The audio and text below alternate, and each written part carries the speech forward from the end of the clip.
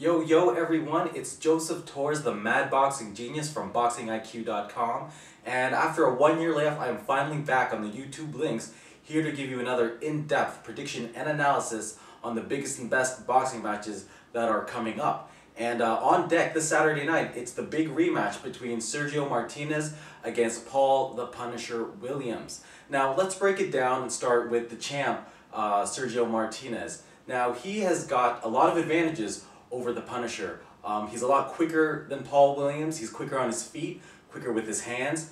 He's a lot more athletic, throws punches and angles, and I actually think he hits a lot harder than Paul Williams.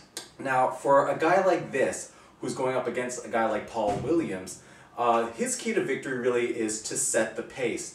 And that pace is to be fast. He's got to set the pace really, really fast. Because if you have a guy who's very athletic, who's able to get away with things that other fighters can't do because of their athleticism, he throws punches from crazy angles, he hits hard, he's very quick, he could very easily confuse Paul Williams and just make him really discombobulated in the ring using his speed and his footwork. Now, if he's able to do this and frustrate Paul Williams is going to go against what he should naturally be doing, which is fighting tall, staying away. He's got that warrior mentality, and if he feels like he's being beat to the punch, if he feels like he's a little bit desperate, he's gonna feel the pressure, and he's gonna overcommit with his punches. He's gonna try to retaliate. He's gonna try to tag, and that's where Paul Williams could get caught. We saw in the first fight, especially in the first round, that Paul Williams can get countered quite easily.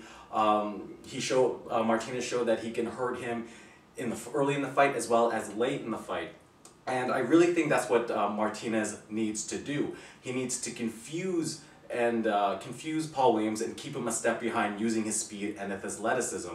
And because of the controversy from the last fight, as we all know, Martinez lost a very controversial decision. What I think he needs to do is he needs to try to go for the knockout. And I think the earlier he does it, the better for him. If he can hurt Paul Williams early in the fight, he's still at his peak energy-wise, and he can finish him off. And so that's what I think that Sergio Martinez needs to do. You know, just really set the pace, use his speed and his footwork to confuse Paul Williams so he can get those counters in when Paul Williams starts to overcommit and starts winging his punches.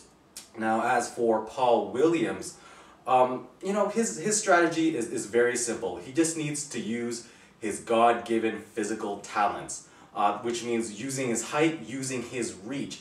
And since Martinez's key to victory is to set the pace, a very fast pace, what Paul Williams needs to do is set the pace, but set it slowly, a slow pace. And he can do this by using his jab, using his reach, keeping Martinez at bay and moving around.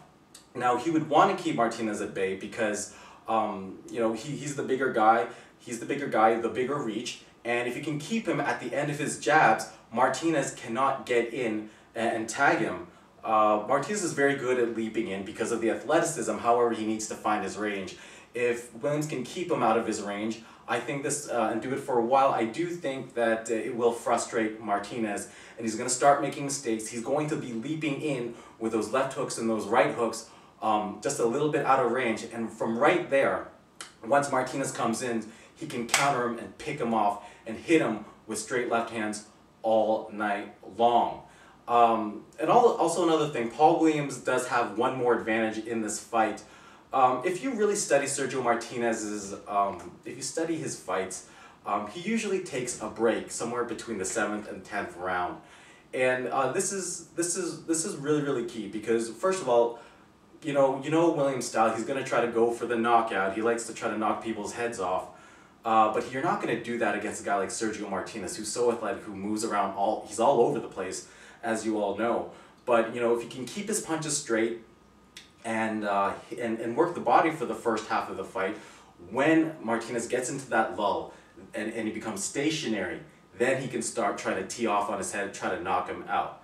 Now, with all that said, I don't believe the fight is going to be as good as the first time around. The last time Martinez was a substitute, as you all know, Paul Williams was actually scheduled to fight Kelly Pavlik, but he dropped out due to an injury. So both camps never really got the chance to psychologically and strategically prepare for one another. Both camps obviously now had a full training camp.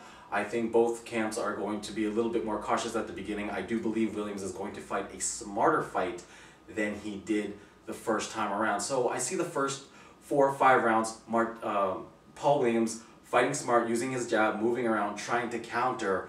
But I think it'll eventually go into a war, especially in the championship rounds. My prediction, I'm going to give the nod to Williams by a very close decision. I'm not really sure if it's going to be a split decision, a majority decision. If it's a unanimous decision, I think it will be by 1 or 2 points.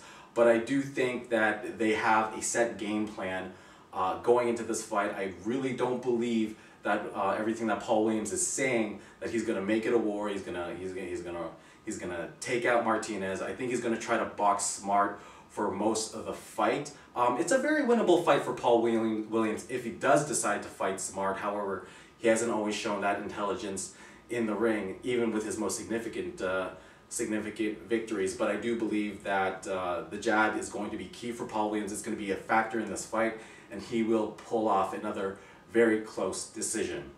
So, boxing fans, there you have it. My predictions for this Saturday night's big middleweight championship, the undisputed middleweight championship, I might add. So, you know what, I hope you enjoy it. I'm looking forward to it. And you know what? Do you agree with me? Do you disagree with me? Do you think I'm crazy? Leave a comment after watching this YouTube prediction and analysis. And don't forget to join the Mad Boxing Genius fan page on Facebook. Alright, so everyone, I will see you next week when we preview the big HBO card and Showtime card as well. Alright, talk to y'all later. Take care.